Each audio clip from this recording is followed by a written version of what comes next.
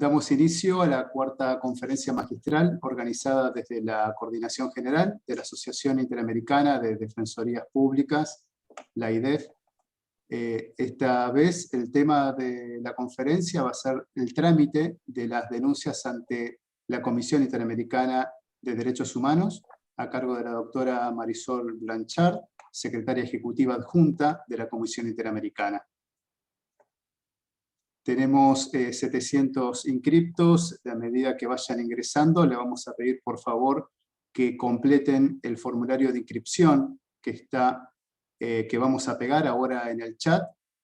El formulario de inscripción lo vamos a deshabilitar a las 14:30 horas, así que por favor pedimos que lo completen ahora mientras se van conectando. Después también avisar cómo estamos haciendo con las anteriores conferencias magistrales, que se grabará y la vamos a subir a la página web de la Defensoría General y de AIDEF, así que van a estar disponibles ahí. Pedimos por favor que tengan el micrófono apagado. Sabemos que muchas veces no es voluntario, pero que se activan cuando se conecta, se activa. Por favor tengan en cuenta eso porque es corta la charla y es muy molesto. También les sugerimos que mantengan la cámara encendida. Igualmente nosotros si vemos que alguien está hablando lo vamos a silenciar. Así que bueno, sin más, damos inicio. Le voy a pasar la palabra a la doctora Estela Maris Martínez, Defensora General de la Nación de la República Argentina y Coordinadora General de la AIDEF, para que presente formalmente esta charla, y a la doctora Marisol Blanchard. Muy buenas tardes a todos y a todas. Muchas gracias, Sebastián. Como ustedes recordarán, muchos de ustedes conocen que en el año 2009, en septiembre del año 2009, la Asociación Interamericana de Defensorías Públicas suscribió un acuerdo con la Corte Interamericana de Derechos Humanos, merced al cual se le brindaría patrocinio legal a todas aquellas víctimas que llegaran a su trámite ante la Corte sin contar con acompañamiento de un abogado. Este convenio fue algo verdaderamente novedoso, innovador, que reconocía el rol de las defensorías públicas de toda la región y que, a decir del secretario ejecutivo de la Corte, el doctor Pablo Saavedra, fue realmente un gran avance estratégico en punto a la actividad de la Corte Interamericana. Años después, concretamente en el año 2013, en marzo del 2013, nuevamente AIDEF firma un acuerdo de entendimiento entre la Secretaría General de la OEA, de la Organización de Estados Americanos, a través de la Secretaría Ejecutiva de la Comisión Interamericana de Derechos Humanos, que habilitaba la intervención de los DPIs en los trámites ante la Comisión Interamericana de Derechos Humanos. Como ustedes saben, el grupo de DPIs son un grupo de defensores públicos oficiales de la región que son rigurosamente seleccionados y extensamente capacitados para poder desempeñar su tarea. Desde la firma del acuerdo con la Corte hasta la actualidad, los DPIs han patrocinado 24 casos. A su vez, desde la firma del acuerdo con la Comisión Interamericana hasta el día de hoy, hemos tenido intervención en 12 casos. Por eso nos pareció tan importante que esta conferencia versara sobre el trámite ante la Comisión Interamericana de Derechos Humanos. Porque más allá de que lo conozcan los DPIs, y yo sé que hay muchos DPIs que están participando de esta conferencia, es importante que tengan conocimiento de él todos los defensores y defensoras de la región, para que de esa manera podamos cumplir a cabalidad con nuestro rol de operadores y operadoras de derechos humanos. Y conozcamos este recurso, sus características, y podamos, en consecuencia, informar debidamente a nuestros asistidos sobre el punto. Por eso, para nosotros es un verdadero honor que la doctora Marisol Blanchard Vera, que es la secretaria ejecutiva adjunta de la Comisión Interamericana de Derechos Humanos, haya aceptado brindar esta conferencia. Marisol, como lo dije, es secretaria ejecutiva adjunta para el sistema de peticiones, casos y soluciones amistosas, es la encargada de dirigir y supervisar las secciones de estudio inicial, admisibilidad y fondo, así como el trabajo ante la Corte Interamericana y la tramitación del sistema de peticiones y casos, y la sección también importantísima de soluciones amistosas. Mecanismo respecto del cual agradecería mucho que Marisol expusiera, sobre todo porque es un mecanismo que tanto la Comisión Interamericana como los gobiernos le dan particular importancia. Marisol estudió Derecho en la Universidad Diego Portales de Santiago de Chile e hizo una maestría en Derecho Internacional de los Derechos Humanos en la prestigiosa Universidad de Notre Dame, Indiana, Estados Unidos. Trabajó en el Centro por la Justicia y el Derecho Internacional, CEGIL, en Washington, entre los años 2001 y 2003, y en la Relatoría para la Libertad de Expresión de la Comisión Interamericana de Derechos Humanos, y en Chile trabajó en diversos estudios de abogados y en la Corporación de Asistencia Judicial. Ingresó a la Comisión Interamericana como asesor especial del secretario ejecutivo en el año 2003 y se ha desempeñado como jefa de gabinete del secretario ejecutivo, coordinadora de la sección de soluciones amistosas, de relaciones interinstitucionales e internacionales, de las relatorías de niños, niñas y adolescentes, de defensores y defensoras de derechos humanos y de la entonces Unidad de Derechos Económicos, Sociales y Culturales, y como oficial de países tales como México, El Salvador y Paraguay, y también ha colaborado en temas de libertad de expresión y migración.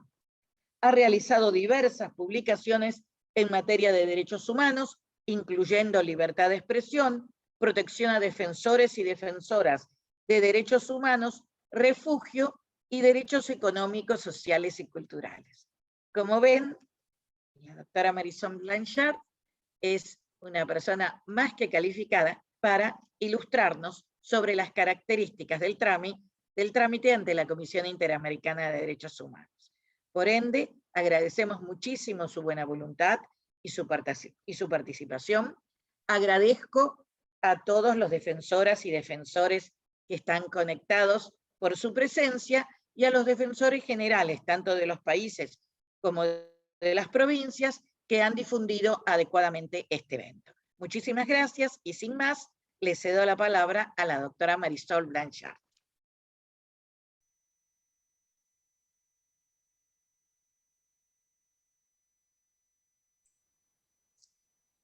Marisol, disculpa, no se escucha. No sé si habrá un problema con el micrófono. ¿Ahí? Ahí mejor. Bueno, intenté con los micrófonos, pero no sé, no funcionó. Bueno, es un gusto estar aquí. Muchísimas gracias, doctora Estela Maris, por la presentación. La verdad es que para la Comisión Interamericana, la alianza con AIDEF ha sido vital y crucial, y la alianza con todas las defensorías de la región es una alianza que para nosotros es muy importante en distintos ámbitos. Entonces, para nosotros, y para mí en particular, es un honor estar aquí y un privilegio poder compartir con ustedes un pantallazo de lo que es el Sistema Interamericano de Protección a los Derechos Humanos. Como ustedes saben, cuando los estados se juntaron a pensar el sistema interamericano, pensaron en un sistema que pudiera entrar a colaborar con ellos y se dieron entonces soberanía para colaborar, para supervisar, para monitorear la situación de derechos humanos en los estados. Una centralidad de este sistema que crearon los estados al crear la Organización de Estados Americanos progresivamente fue cómo podía existir un organismo o dos organismos luego que pudieran supervisar el cumplimiento de las obligaciones que los estados habían asumido al firmar la Carta de la OEA y luego la Convención Americana. Entonces, la centralidad del sistema de atención a la protección de los derechos humanos de las víctimas ha estado desde el inicio y fue desarrollado por la Comisión incluso antes del estatuto, antes del reglamento de la Comisión y antes de la Convención Americana, por medio de visitas que hacía la Comisión desde su creación en el 59 y la recepción de peticiones y casos individuales que de manera informal resolvía en sus informes anuales. Las herramientas que la Comisión ya venía utilizando fueron reconocidas formalmente primero en el Estatuto del 65 y luego en el Reglamento del 2 de mayo del 67 y luego de manera formal en 1969 con la aprobación de la Convención Americana sobre Derechos Humanos. No vamos a poder. Entonces el sistema está creado por principalmente dos órganos, la Comisión Interamericana y la Corte Interamericana, y el Instituto Interamericano, que fue creado como una institución de estudio y de análisis en materia de derechos humanos. La Comisión Interamericana basa su mandato en tres pilares principales. El primero, de defensa y protección a los derechos humanos, que es el que veremos el día de hoy, que consta de un procedimiento contencioso, de soluciones amistosas y de la posibilidad de solicitar medidas urgentes de protección o medidas cautelares, del sistema de monitoreo, a través del cual la Comisión Interamericana puede realizar visitas a los países, visitas de trabajo, audiencias temáticas, informes de país, informes temáticos, y un tercer pilar que es de promoción y cooperación técnica con los estados, que la Comisión Interamericana ha fortalecido desde la elaboración de su último plan estratégico por medio de mecanismos especiales de seguimiento en los estados. No sé si ustedes habrán escuchado del mecanismo especial de Ayotzinapa, de la Comisión Interamericana, del reciente grupo de expertos creados para hacer seguimiento a la situación de Bolivia, así como de algunas otras medidas cautelares. Hoy nos vamos a centrar en el primero de estos pilares, que es el pilar de defensa y protección de los derechos humanos, que también ha sido reconocido como central por la Comisión Interamericana en su plan estratégico 2017-2021 y reconocido en su primer objetivo estratégico, el objetivo número 1, que estableció la necesidad de que la Comisión Interamericana fortaleciera el sistema de peticiones y casos para asegurar un acceso a una justicia interamericana oportuno e integral. ¿Cómo funciona este sistema? Como dije, está dividido en tres: el procedimiento contencioso, y aquí vamos a hacer un breve tránsito desde la presentación de la petición hasta la decisión final de la comisión. El procedimiento de solución amistosa, que puede iniciarse en cualquier etapa del procedimiento y termina con un acuerdo de solución amistosa y con un análisis de la Comisión de la compatibilidad de este acuerdo con las normas interamericanas y con un informe final. Y la solicitud, que también puede hacerse en cualquier etapa del procedimiento, incluso si no hay una petición presentada, una solicitud de medidas urgentes de protección que llamamos medidas cautelares. Vamos a empezar con el procedimiento contencioso. Cualquier persona o grupo de personas, sin necesidad de tener representación de una víctima, puede presentar una petición ante la comisión. La puede presentar de manera escrita, tiene que ser escrita. Se puede presentar a través del correo electrónico o a través de un sistema que la comisión ha creado y desarrollado que se llama el portal, que es un sistema de acceso electrónico en que las partes tienen acceso al expediente, y debe contener una relación de las violaciones, de los hechos que se estiman violatorios. No necesariamente tiene que identificar cuáles son las violaciones, a qué artículo de la Convención Americana, y les puedo comentar que nosotros recibimos peticiones por escrito, por computador, a mano, de todo tipo, o sea, de personas privadas de libertad. Lo que no podemos hacer hasta ahora es recibirlas por medios orales, aunque en algunos casos sí nos comunicamos con la gente para asegurar la accesibilidad al sistema. Esta petición, entonces, que dentro de los números que quería compartir con ustedes,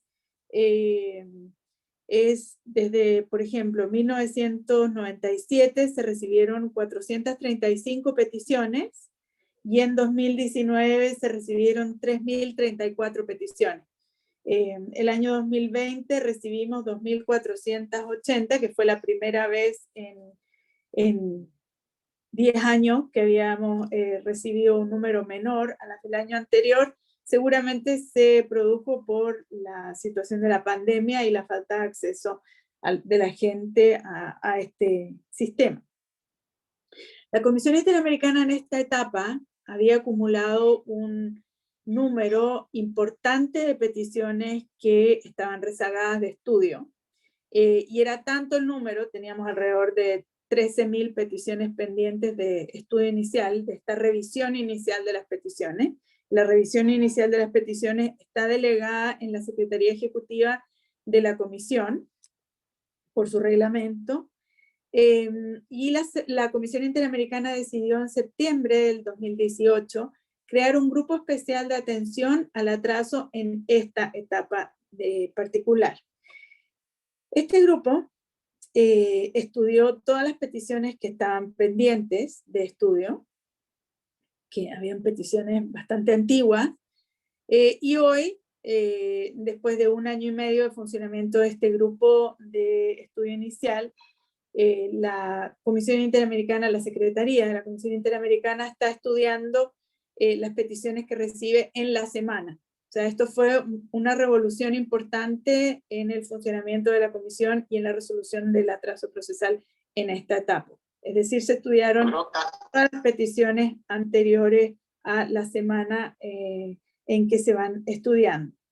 Era tanto el atraso procesal que existía en esta etapa que el reglamento de la Comisión, el artículo 29, estableció criterios de priorización que, bueno, ya no aplican a esta etapa porque, como les digo, estamos estudiando las peticiones que ingresan en el día. Una vez realizado este estudio inicial, la comisión puede, o sea, la Secretaría puede decidir que la petición cumple con los requisitos mínimos de tramitabilidad, que son básicamente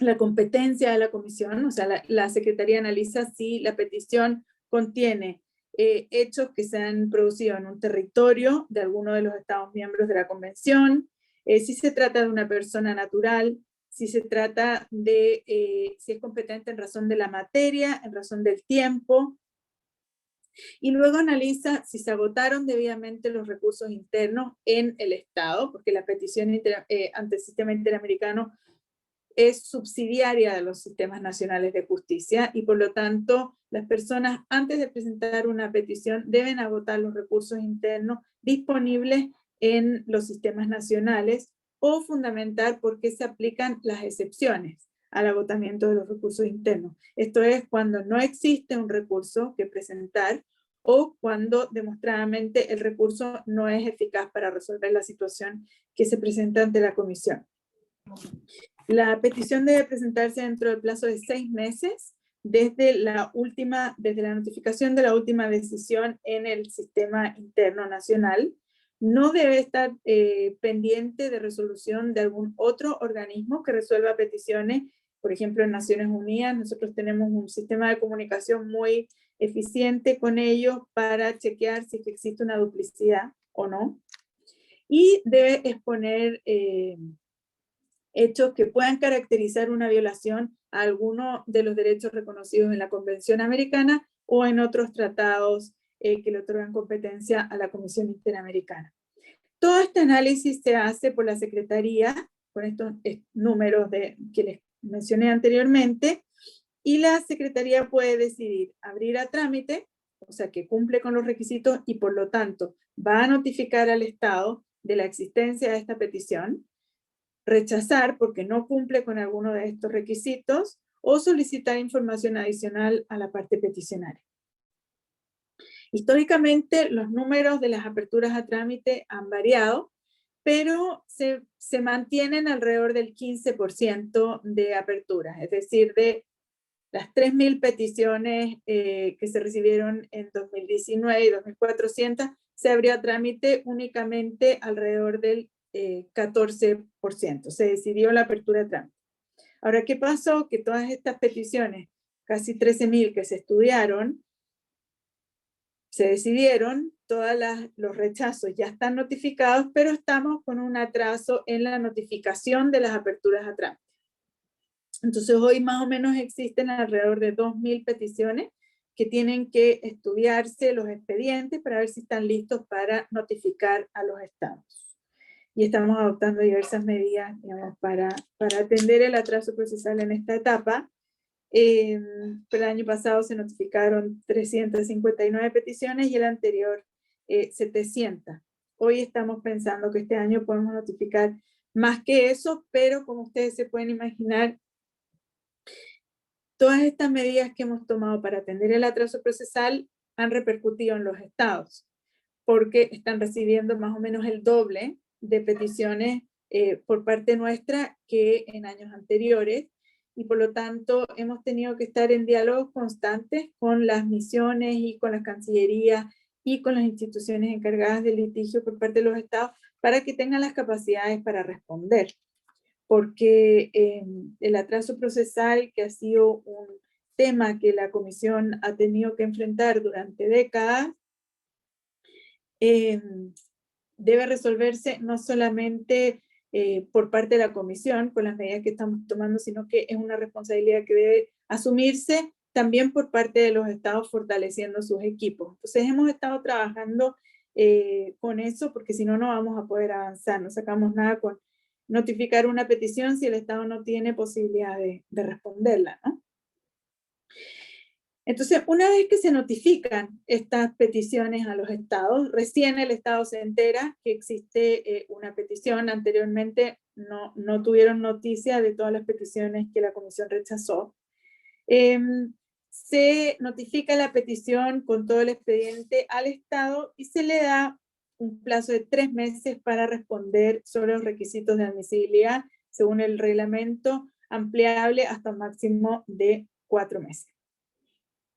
Aquí hemos trabajado con el procedimiento, simplificando el procedimiento en la etapa de admisibilidad, de tal manera de poder avanzar con todas las peticiones que venían desde el estudio inicial y definitivamente poder atacar el atraso procesal y resolver el mayor número de peticiones en esta etapa.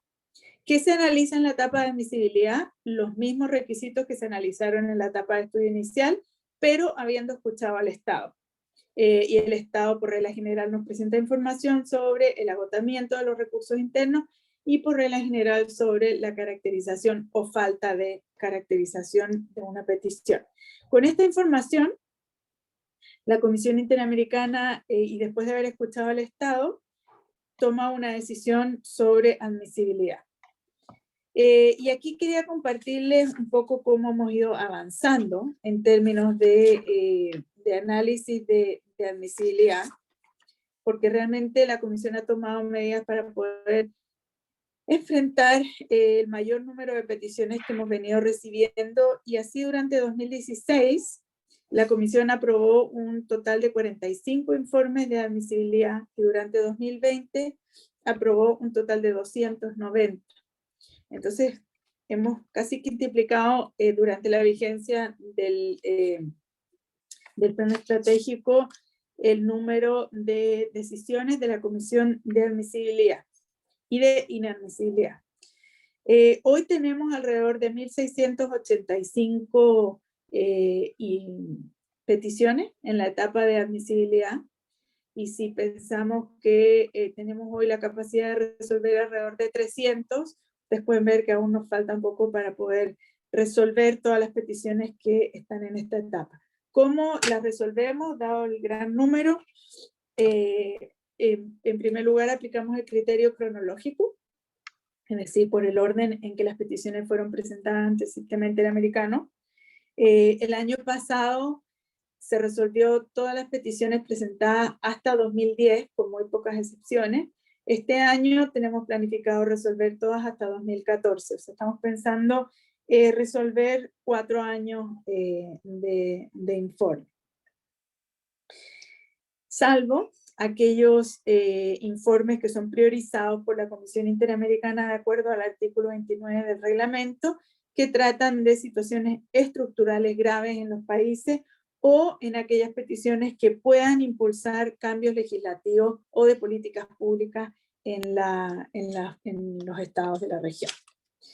Como un ejemplo de los casos que hemos resuelto durante 2020, se resolvieron temas como la interrupción del embarazo en víctimas de violencia sexual o en casos de aborto terapéutico en niñas y adolescentes, el respeto a la vida e integridad de personas migrantes que son detenidas por agentes de los cuerpos de seguridad, las reparaciones por graves violaciones a derechos humanos perpetradas en épocas de dictaduras de la región, matrimonio entre personas del mismo sexo, ejecuciones extrajudiciales en el marco del conflicto armado en Colombia, las condiciones laborales de los y las trabajadoras denominadas maquilas en Centroamérica, la debida diligencia en investigación de trata de personas, la regulación y el monitoreo del Estado respecto de las clínicas de reproducción asistida y los deberes del Estado de investigar y sancionar la afectación dolosa de los derechos de las personas que acuden a métodos de reproducción asistida.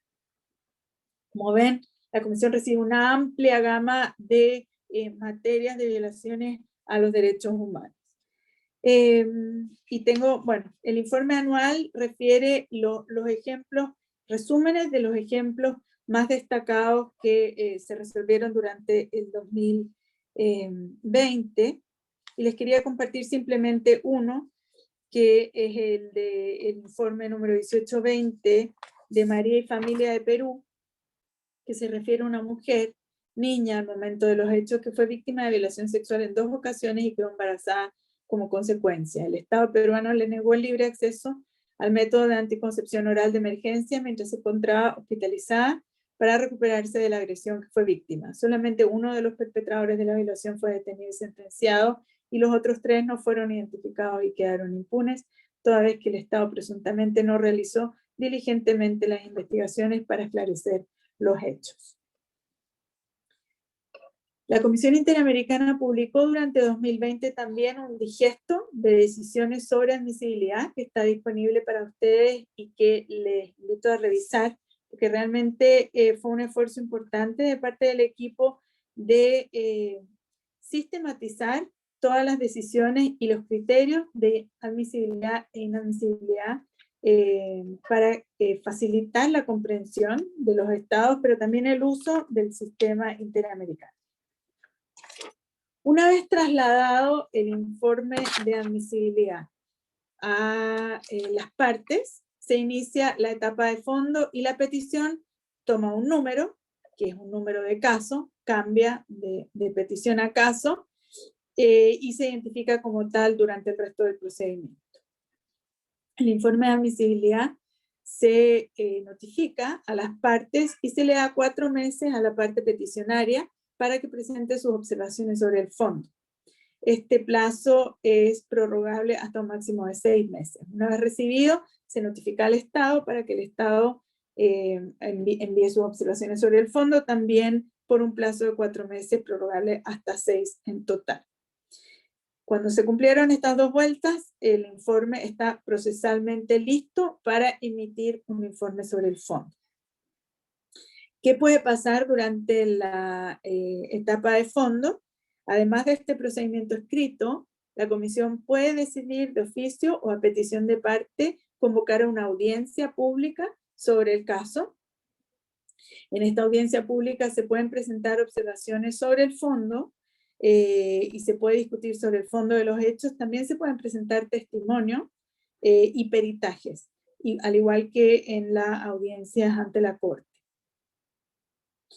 La comisión también puede decidir, de acuerdo con el artículo 39 de su reglamento, realizar una visita a un país para recopilar información. Esto lo usa en muy pocas oportunidades, pero se ha hecho, digamos. Me acuerdo el caso de una comunidad indígena en Paraguay, en que la comisión visitó y tomó testimonio a los integrantes del pueblo indígena habitando en el margen de una carretera, y también en otro caso en Perú, en que la Comisión Interamericana se trasladó a tomar el testimonio de una persona en una cárcel de alta seguridad en Perú. Solo comentarles que los hechos alegados por la parte peticionaria y que no son controvertidos por el Estado deben presumirse como verdaderos, de acuerdo al artículo 38, siempre que no existan antecedentes que hagan presumir lo contrario. Ahora bien, siempre la práctica de la comisión consistente ha sido buscar en otros elementos que puedan apoyar los hechos alegados por la parte peticionaria. Y una vez que tiene todos estos elementos y que considera que el caso está listo, emite un informe de fondo. El informe de fondo tiene que contener los alegatos de las partes, contiene también una sección de hechos probados, y esta sección es muy, muy importante porque, como saben los defensores públicos interamericanos, estos hechos probados otorgan el marco fáctico que la Corte luego no puede modificar durante el procedimiento ante la Corte. Tiene una sección de análisis de derecho en que analiza cómo los hechos probados constituyen o no constituyen violaciones a derechos determinados de la Convención o de otros tratados, y por fin emite recomendaciones que incluyen una reparación integral. Y aquí quisiera hacer una mención especial de que el sistema interamericano contiene en su jurisprudencia una de las estándares más ricos en materia de reparación integral a víctimas de violaciones a derechos humanos, que podría ser objeto de toda otra conversación, pero lo quería hacer notar. El número de casos, aquí también tenemos, como se imaginarán, un número importante de casos en la etapa de fondo. Tenemos un total de 1.400 casos en etapa de fondo, y cómo se resuelven estos informes, estos casos. Aquí también hemos tenido un avance muy importante en los números en relación a antes del inicio de nuestro plan estratégico. En 2016 la Comisión aprobó un total de 16 informes sobre el fondo, y en 2020 la Comisión Interamericana aprobó un total de 67 informes que resuelven 83 casos. Entonces también pueden ver que en esta etapa también hemos aumentado muchísimo, casi 3 veces el número de la producción, pero si tenemos 1.400 todavía tenemos que mejorar para poder resolver todos los casos que tenemos pendientes. Los informes sobre el fondo también se deciden por orden cronológico, por orden de presentación de los casos ante la comisión. Durante el año pasado intentamos resolver todos los casos pendientes hasta el año 2000, es decir, no tener más de 20 años de atraso en ningún caso, lo cual no quiere decir que no resolvemos casos anteriores, pero hemos resuelto casos históricos que tenían larga data, como el caso de la AMIA, por ejemplo, que fue recientemente presentado ante la Corte Interamericana. Una vez que la Comisión emite su informe de fondo, hay que diferenciar entre casos, entre estados que no han aceptado la competencia contenciosa de la Corte y casos que aceptaron, de estados que así aceptaron la competencia contenciosa de la Corte. En estados que no han aceptado la competencia contenciosa de la Corte, la Comisión Interamericana inicia un procedimiento de seguimiento de sus recomendaciones que culmina en la publicación final de los informes. El año pasado, por ejemplo, se publicaron 11 informes, 7 de los cuales corresponden a Estados Unidos, que no ha aceptado la competencia de la Corte. Y estos casos se notifican a las partes presentan información, y con base en esa información la Comisión adopta un informe definitivo que nuevamente recibe informes de las partes para publicar. En los casos en que sí, en estados en que sí han aceptado la competencia contenciosa de la Corte, se inicia lo que en la comisión llamamos la etapa de transición hacia la Corte. En este momento tenemos alrededor de entre 70 y 75 casos en esta etapa de transición. La comisión tomó una decisión el año 2020 de fortalecer el seguimiento de sus recomendaciones en esta etapa, y en ese sentido sí hemos estado conversando con AIDEF de ver si la representación de algunas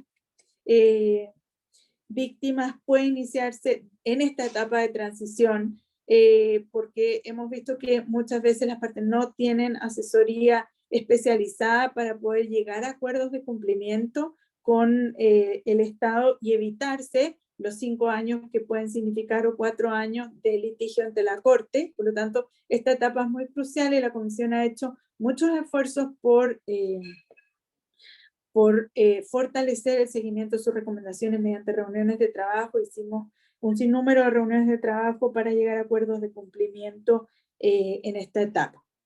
La Comisión puede decidir en esta etapa proceder hacia la publicación de un informe y hacer seguimiento que sigue el mismo trámite que les mencioné en los casos de estados que no han ratificado la competencia contenciosa de la Corte, o por decisión fundada de la Corte decidir enviar el caso a la Corte Interamericana.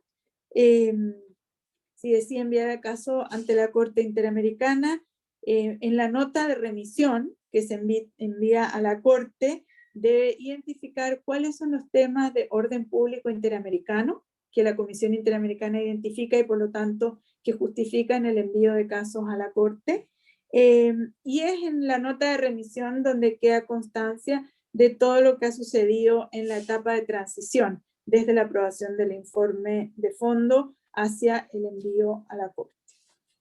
Yo sé que me he extendido muchísimo, pero quisiera terminar sin antes decirles que durante toda la etapa, desde la notificación del inicio de trámite a un Estado, las partes pueden iniciar un procedimiento de solución amistosa. El procedimiento de solución amistosa es un procedimiento único del sistema interamericano que no existe en otro sistema, y de hecho en todos los diálogos que tenemos intersistemas con Naciones Unidas y con las otras instituciones regionales de protección a derechos humanos, nos piden capacitación en este sistema. Es un mecanismo que ha resultado ser muy eficiente porque es el convencimiento de la Comisión de que cuando las partes llegan a un acuerdo es mucho más probable que se cumpla integralmente con las cláusulas de los acuerdos de solución amistosa. Estos acuerdos son suscritos entre las partes, pero la Comisión es maestra de este proceso y por lo tanto puede decidir que el informe celebrado, o sea, el acuerdo celebrado por las partes no cumple con los estándares interamericanos, y puede asesorar a las partes para que los acuerdos se perfeccionen, se modifiquen hasta llegar a un cumplimiento de los estándares interamericanos. Este procedimiento termina con un que emite la comisión, que se llama, que homologa el acuerdo una vez que se consideran sustancialmente cumplidos, salvo en algunos estados que requieren que la comisión publique el informe para poder proceder al pago de las reparaciones, como en el caso de Colombia y de Argentina.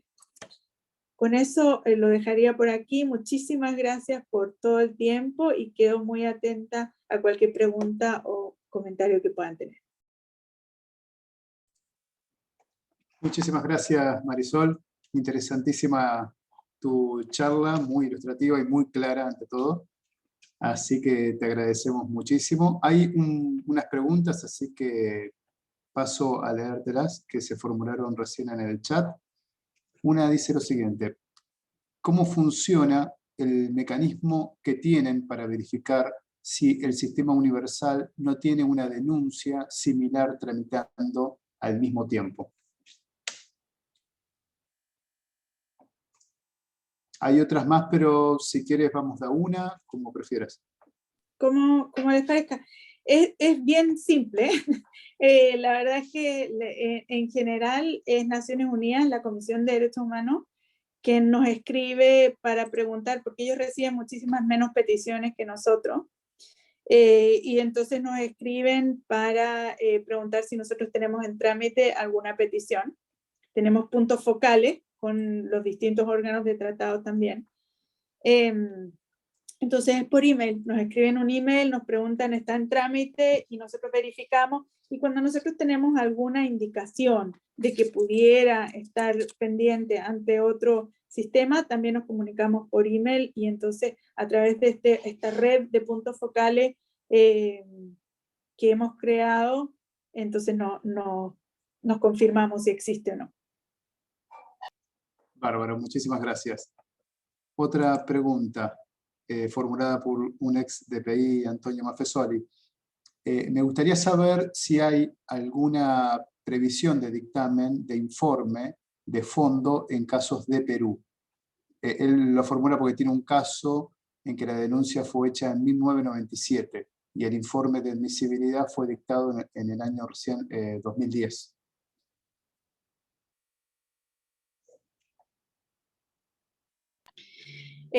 Sí, Perú es una de las carteras más grandes, en realidad.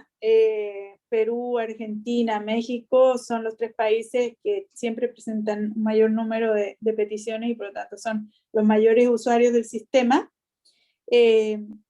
Nosotros, como dije, la meta es resolver todos los casos presentados antes de 2000, o sea, 2000 incluido, y sin dejar ningún caso rezagado. Ahora, el problema es que el año pasado con pandemia no teníamos acceso a los expedientes físicos. Yo no sé cómo ustedes resolvieron eso, pero nosotros estuvimos con muchos problemas para acceder a los expedientes físicos. Entonces, si hay algunos casos que se nos han quedado rezagados, es por eso, es porque no hemos tenido acceso, pero esperamos que este año, en cuanto volvamos a la sede, ya estamos haciendo todo tipo de piruetas para poder acceder a ello, podamos resolver el caso y que no quede ninguno anterior al 2000 que no esté resuelto.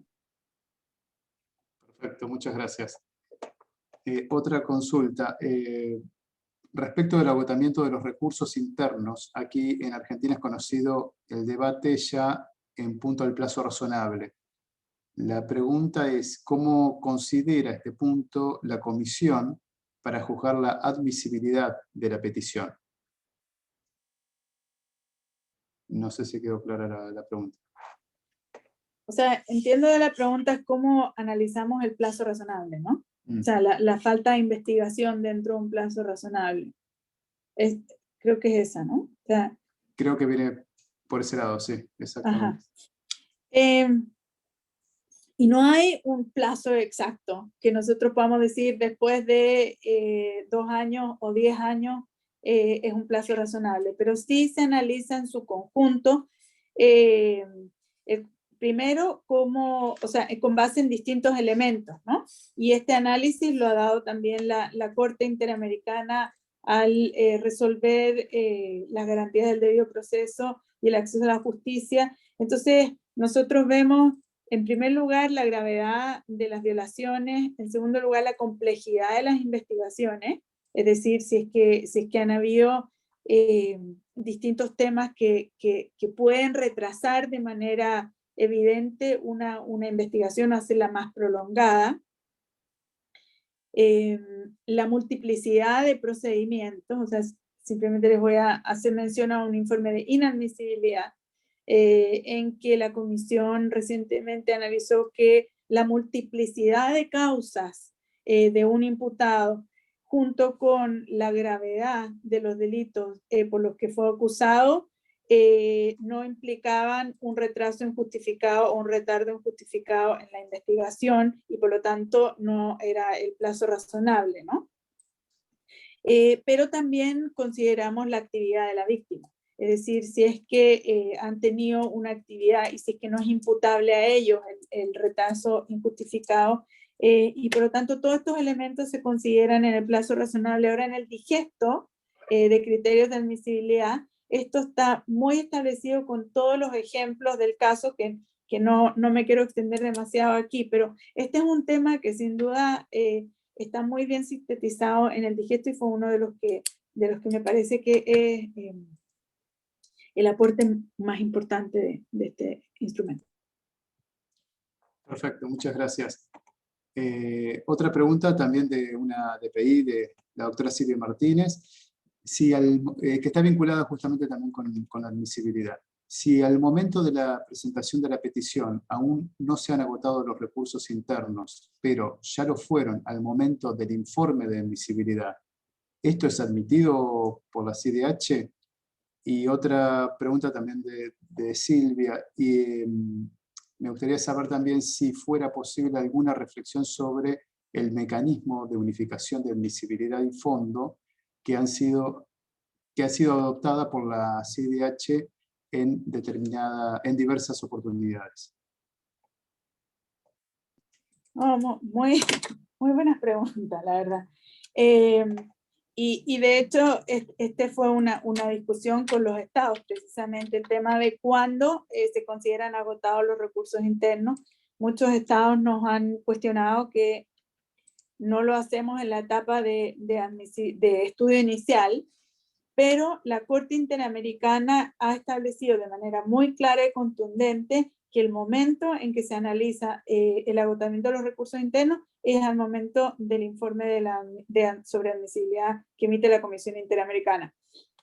Y esto obedece básicamente a un derecho de defensa de los estados, porque tienen durante la etapa de admisibilidad la oportunidad de resolver la situación en sede interna y por lo tanto de reparar en sede interna la violación a derechos humanos y de resolverla, y por lo tanto entonces esta garantía que se le da, que fue muy peleada por los estados cuando se separaron las etapas de admisibilidad y fondo de la comisión, del trámite entre la comisión, fue precisamente porque los estados querían tener una mayor certeza jurídica al momento del análisis de admisibilidad. Y eso tiene que ver con, entonces el tema está resuelto por la Corte, o sea, es al momento del informe de admisibilidad que la comisión determina si se agotaron o no se agotaron los recursos internos o si procede una excepción. En relación a la unificación de las etapas de admisibilidad y fondo que están establecidas en el artículo 36.3, cuando se estableció alrededor del año 2003 un reglamento que dividió las etapas de admisibilidad y fondo de manera formal, porque antes sí existían, pero de manera no reglamentada,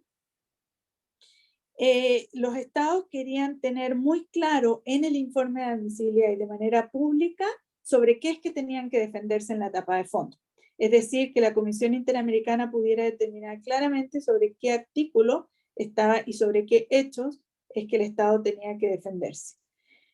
Entonces, la comisión separó estos dos, digamos, dentro del diálogo con todos los usuarios, para dar con miras a dar mayor certeza al procedimiento ante la comisión.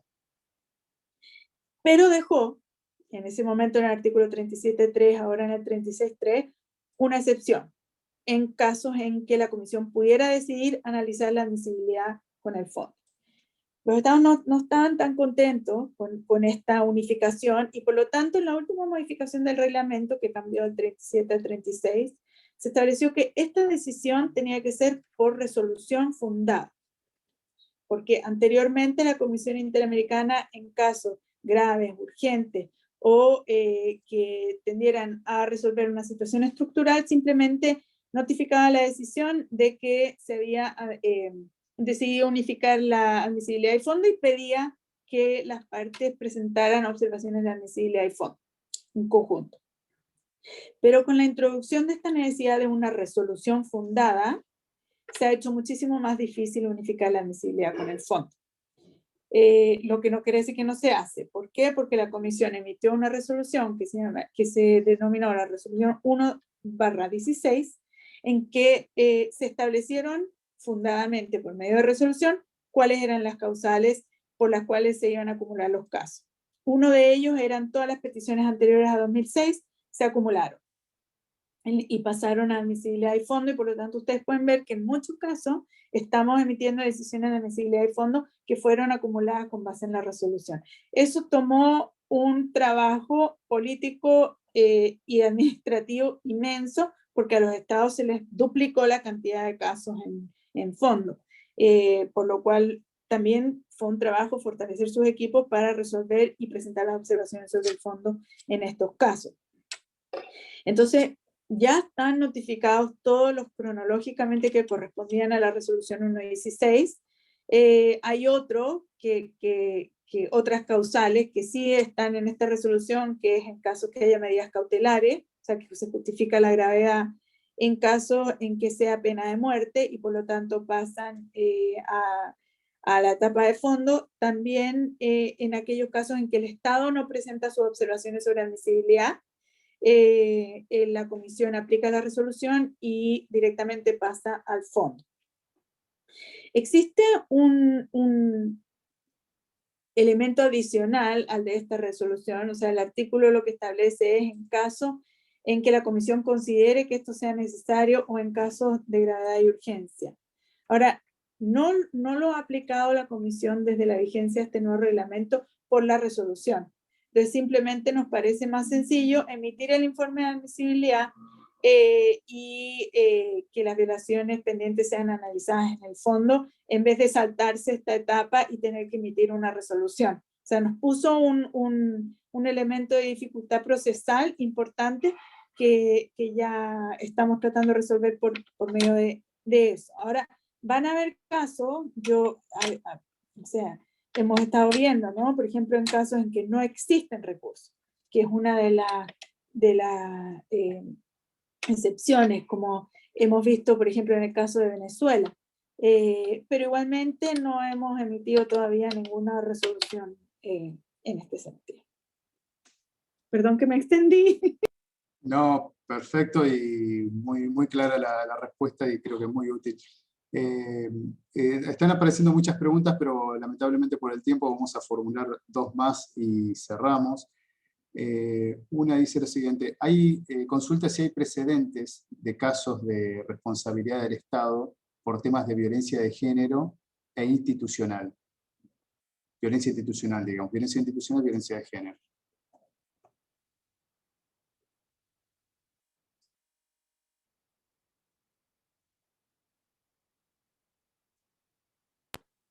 Bueno, sí, existen muchos precedentes en materia de violencia de género. Quisiera como simplemente destacar el caso fundante que estableció toda la obligación de investigación reforzada de los casos de Ciudad Juárez, México, que fueron casos importantes en que la comisión desarrolló por primera vez, digamos, temas que venía resolviendo de manera aislada, pero de manera conjunta, y la Corte, luego, en su sentencia, las obligaciones que tiene un Estado específicas en materia de investigación de violencia de género, y cómo la falta de respuesta del Estado frente incluso a los feminicidios que estaban ocurriendo por manos de particulares, generaba una responsabilidad estatal por falta de prevención y de protección a las víctimas, digamos.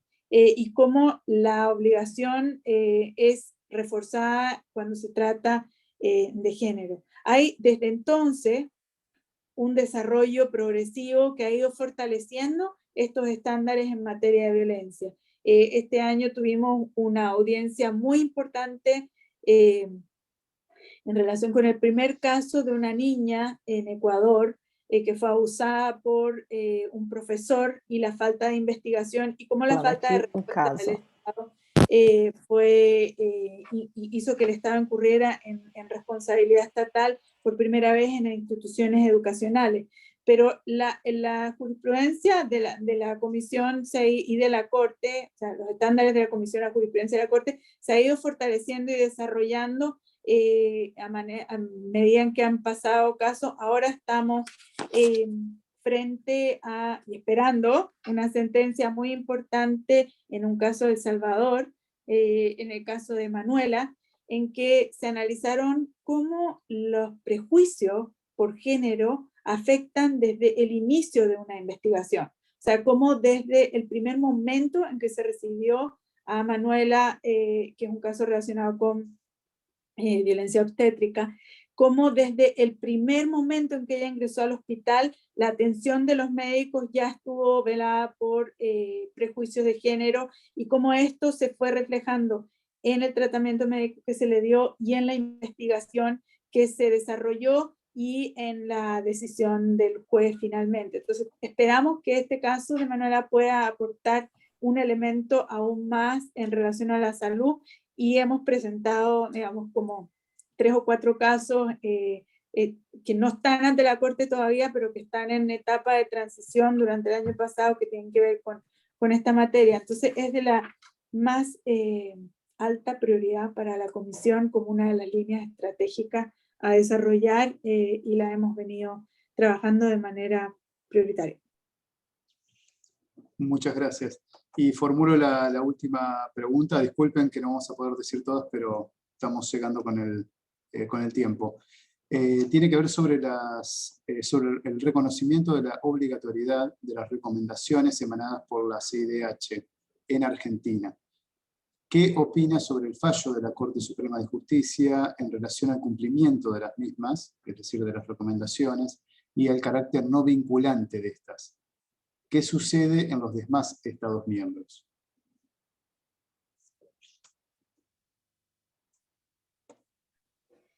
Bueno, creo que justamente esta mañana estuvimos hablando del control de convencionalidad, ¿no?, por parte de los poderes públicos, justamente con Argentina. A raíz de una mesa de trabajo que se instaló sobre el cumplimiento de una de las recomendaciones de una sentencia de la Corte en el caso de Fornerón, que es un caso muy emblemático de venta de niños. Creo que el tema de la obligatoriedad de las recomendaciones de la Comisión y de las sentencias de la Corte es un tema crucial para la efectividad del sistema interamericano. La Comisión lo ha puesto como una de sus prioridades en el plan estratégico. Estoy segura que lo vamos a volver a poner en el plan estratégico 2022-2026, porque no existe un sistema eficiente sin un sistema efectivo de seguimiento de sus recomendaciones. En este sentido, la Comisión ha estado en diálogos constantes con los estados para ver cómo puede fortalecer la implementación de sus recomendaciones y el cumplimiento de las recomendaciones por parte de los estados, no solamente por parte del Ejecutivo, sino de todos los poderes públicos. Y por lo tanto creamos y lanzamos hace pocos meses el CIMORE Interamericano, que es el sistema de seguimiento de recomendaciones, que sistematizó todas las recomendaciones que la Comisión Interamericana ha emitido a lo largo de su historia, en un solo sistema, para no solamente en el sistema de casos, sino también en el sistema de monitoreo de informes y de temáticos y de país, para poder hacer seguimiento tanto con los estados como con organismos de la sociedad civil, academia, etc. Entonces, este sistema está disponible en la página web para que ustedes lo puedan visitar. Además, hicimos en el informe anual, en relación a los casos, a los informes de casos y informes de solución amistosa, un análisis de cada una de las cláusulas y de los niveles de cumplimiento por parte de los estados, y estamos en diálogo constante, y esto ha sido un incentivo importante para los estados, de ser catalogados dentro de este sistema como cumplimiento total, parcial o pendiente de cumplimiento. Esto se ve en reuniones de trabajo periódicas que tenemos con los estados. Pero además de eso, hemos hecho mesas de trabajo.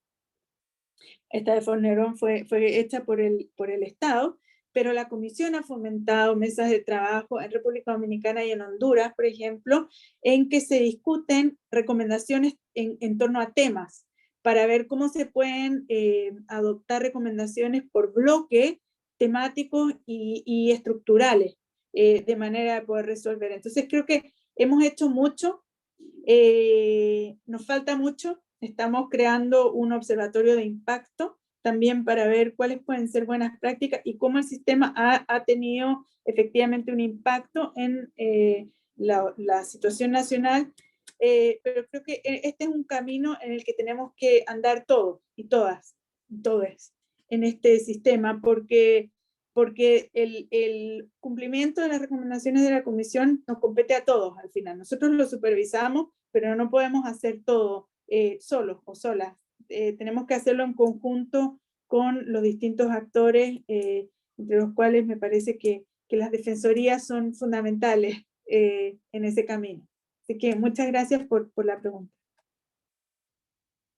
Bueno, no, muchas gracias a vos por las respuestas, la verdad es que una más clara que la otra, y muchas gracias por tus palabras, la verdad que ha sido una charla muy interesante. En el chat aparecen comentarios que fue excelente la charla, así que te agradecemos muchísimo por aceptar participar y por tan buena exposición. Le voy a pasar la palabra a la doctora Estela Maris Martínez para que haga un breve cierre y ya concluimos. Está muteada, doctora. A ver, ahora sí.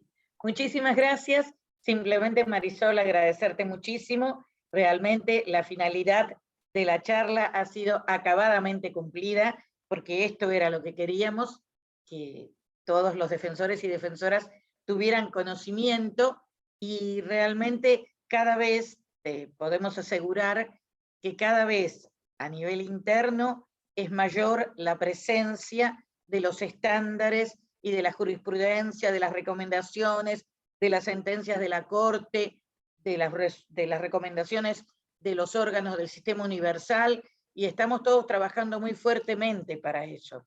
Por eso charlas como estas son muy importantes, y sí, ha tenido muy buena acogida, así que probablemente dentro de un tiempito volvamos a molestarte. Muchísimas gracias. Muchísimas y por gracias. supuesto, gracias a todos. Y gracias a todos los que están conectados, a todos y a todas, muchísimas gracias. Y bueno, seguimos formándonos. Gracias. Gracias, hasta luego. Buena tarde.